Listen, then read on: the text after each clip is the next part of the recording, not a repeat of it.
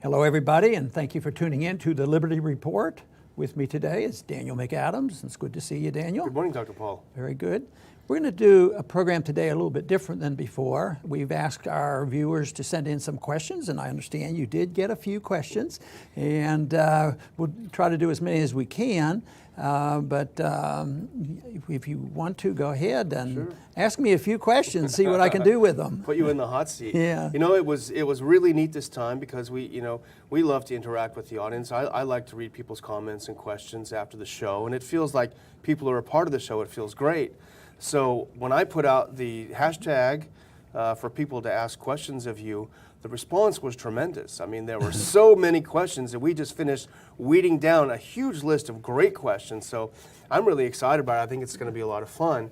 But let me just switch to the first question. And this is from Dirk Gently, and he said, Dr. Paul, in a completely free market economy, how do we prevent business from exploiting resources too quickly? Interesting question and a pretty important question, but the immediate thought that comes to my mind is how do we keep governments from exploiting natural resources, because they have been so detrimental. And natural resources are more or less controlled by governments around the world and our government. And governments aren't very good at this. As a matter of fact, governments are a lot worse than individuals who have private ownership. Private ownership really motivates people to conserve and take care of it. If you take, for instance, forests, if you take government forests or the commons, what they call in the West, that land is never taken care of as well when the government's running it, where everybody owns it and nobody's responsible for it. But when it's owned by individuals, they have an incentive because there's a monetary value to this. Does that mean everything is going to be perfect, that never make a mistake? No, that's not the case. But I'll tell you what, it's a lot better than depending on government. Then it becomes political. Then there's an influence because, if you go to government lands, then there's deals made between big business and big government when they want to mine, and drill for oil and mining and all these things. So it's done for political reasons and not for environmental reasons or preservation of wealth. And inevitably, that land and those resources get wasted. Think about the military, how inefficient they have been around the world, on natural resources. And we spend so much time militarily trying to preserve and control natural resources that, the chant early on when we first really re-engaged to a large extent 15 years ago in the Middle East, and people would chant, it's all about oil. Well, it was about some other things too, but oil was a big deal. And these things are better handled in the marketplace where there's private property.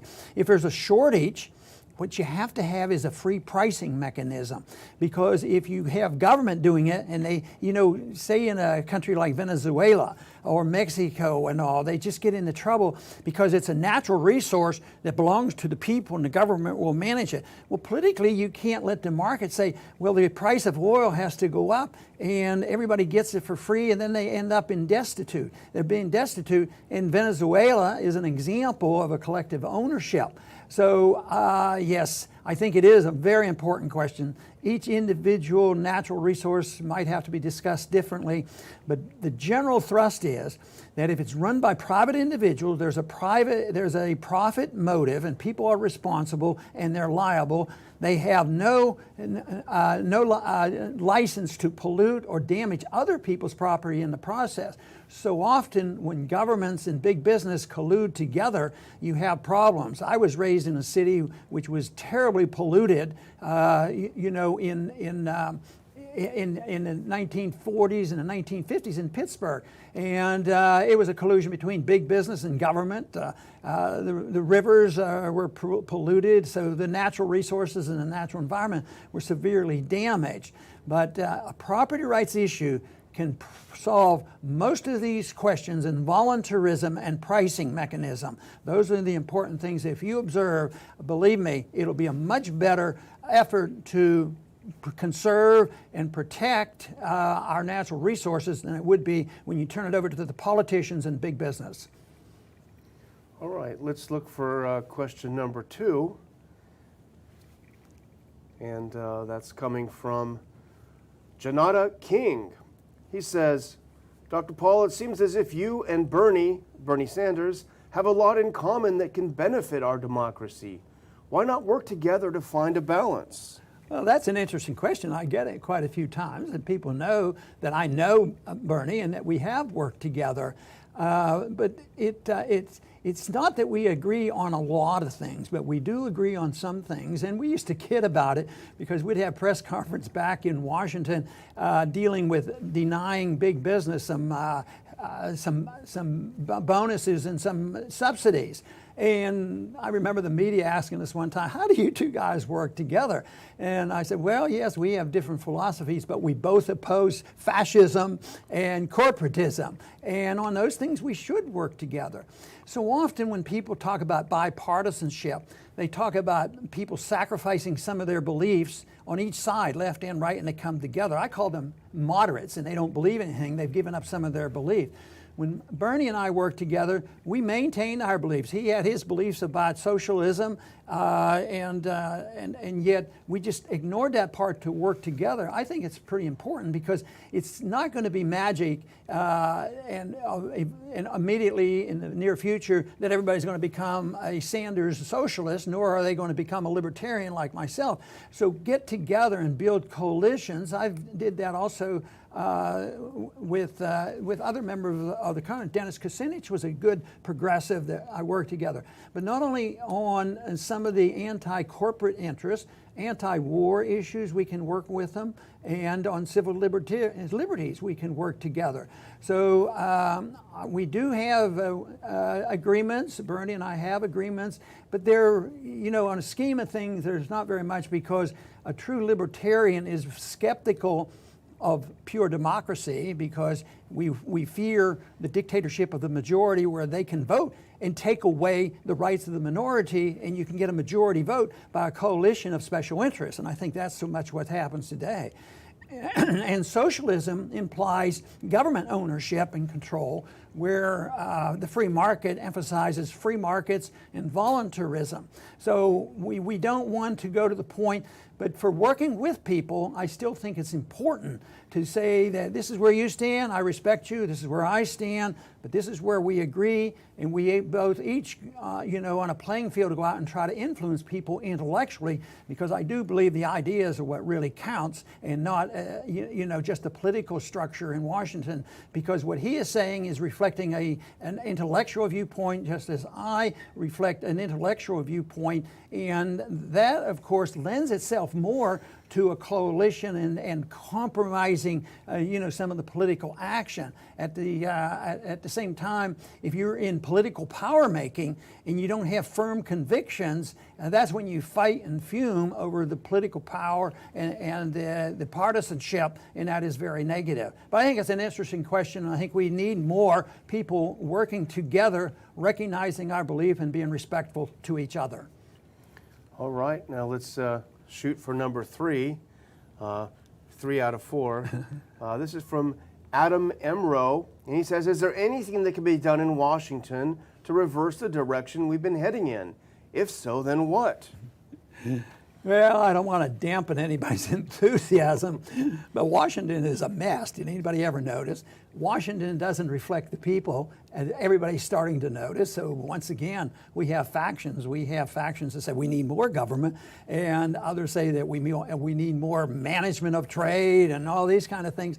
So no, Washington is broken. People say it all the time, and they truly are. But it's broken because the philosophy that we have followed, the intervention by Keynesian philosophy in the economy. We need regulations, intervention, we need a Federal Reserve, we need an income tax, we need to deal with this. Hopefully no one group will get ahead of the other, and lo and behold, we have the elite 1% end up with controlling so much. But intervention is something that is fully endorsed in Washington. I've had congressmen tell me people are too stupid to take care of themselves. We don't have any confidence in people to do it, so we have to take care of them. Well, do they say that is the case on religion and your intellectual pursuits? But when it comes to, say, personal things, like what we put in our bodies and what we smoke. Yeah, they're stupid, but we have to take care of it. But generally, we look at it and say that they shouldn't do it on, religious things and social mores and sexual mores. So that is okay. But in Washington, the whole system is broke. So there's nothing Washington is going to do. You could say, well, we need more people that agree that, on certain philosophy. Well, that is true. But what you need first are the people to give up on the entitlement system, give up on saying that it is our obligation to police the world, that we believe in preemptive war, we believe in torture and all these other things. You have to give up on that stuff intellectually. And then when that changes the people's attitudes, Washington will change. The people in Washington, as much as we reject this now and the people are angry at Washington, most people, even this year, most members of Congress are going to get reelected. And believe it or not, Republican or Democrat getting elected this go around, there may be some differences, and we could argue that. But basically, the size of government will grow.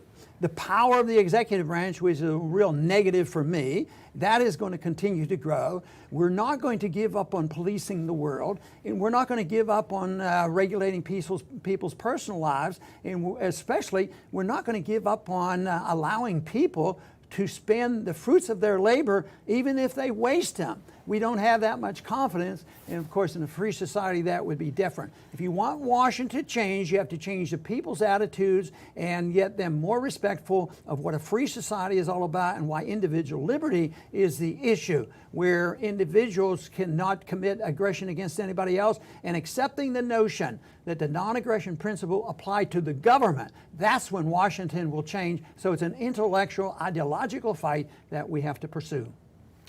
All right, now let's look at our final one for today that we've got time for, our final tweet, and this is from Isaac Vukting. I believe I pronounced that name right, a young fellow from Wisconsin. Dr. Paul, what would you favor more, a gold standard or competing currencies? Yes. But no, he's more specific. Which one is best? Actually, in a way, it is both. Because, I think the most practical way to move to a sound commodity standard of money would be have competing currencies. You could do that today without, closing the door down immediately of the Federal Reserve. Because that's not likely to happen. They'll close themselves down with total failure one of these days. But if you had competing currencies, which may, in a way, that's what we've had for 6,000 years, because people decided what money would be. When it was a primitive economy, they found out the more precious things that were malleable and you could exchange and you could divide, and people recognized it and had value in itself. They used gold and silver, and those were, very useful. So I don't think you have to make that choice, but I think the most important choice is freedom of choice in currency, which means you'd have to repeal the legal tender law so that people could make these decisions. And this would even legalize, the Bitcoin and other currencies like this, as long as there's no fraud. But to say that the best thing is what we need tomorrow as the gold standard, I think that's going to be a little more, there will be more resistance to that, and we're not quite there. But if and when the economic system breaks down, the people reject the dollar, and the government is going to be involved in reinstating a currency people can trust, I would use gold, because it's proven itself over these many, many hundreds of years. But I don't think that that is necessary. I want freedom of choice, and I think if you did, guess what we would end up with? I think we'd end up with gold once again, just as we have throughout the many centuries that we have observed on monetary policy. But I do want to thank everybody for the questions today. Yeah, it was a lot of fun. Well, good, and maybe we can do this again if the people like it. I want to thank the audience for tuning in today, and please come back soon to the Liberty Report.